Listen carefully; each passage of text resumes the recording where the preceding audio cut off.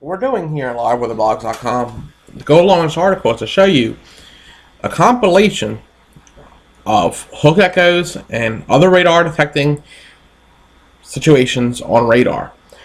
This is from last week's storms. You can see here in my document, you can see Flying Eagle. Well, there's the Flying Eagle, and there was a hook echo right here with the inflow notch. That is one classic thing that was last Tuesday. On a velocity scan where we talked about how inward and outward can make a tornado with the greens next to the red, this notch right here, that is your classic look at a tornado. This was, I believe, out in Oklahoma. This was in Oklahoma last week. That was before the Raleigh-Durham issue that we had last week. Northeast Raleigh.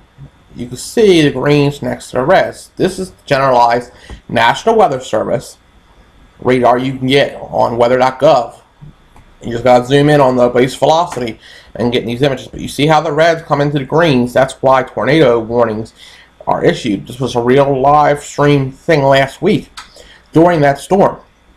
So you can see we were going minute by minute looking at things, and here was a perfect example. Watch the red little dot on the right hand side here. Watch this real closely near Farmville. Watch the red thing pop up. This was during the middle of my cast where another tornado warning came up. That was also a tornado warning, and that was closer to Richmond. There's two types. The last type was SRV, storm relative velocity. This is base velocity, as you can see. Dark reds, and you'll see a little blob of green in there. See the little blob of green? That was your issue there, and like I said, there was two tornado warnings. That blob of green is what you needed. As we moved on later in the week, we had Arkansas. Arkansas was a big issue. We had the EF4 to come through Mayflower and did some pretty bad destruction to it. And once again, the radar played into play. Of course, the radar program I use was GR level 3. You can look it up as GR3 radar.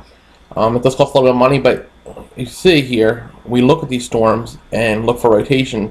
And I cut things into fours, but I had it in the twos here, where you had thunderstorms here left and the velocities on the right.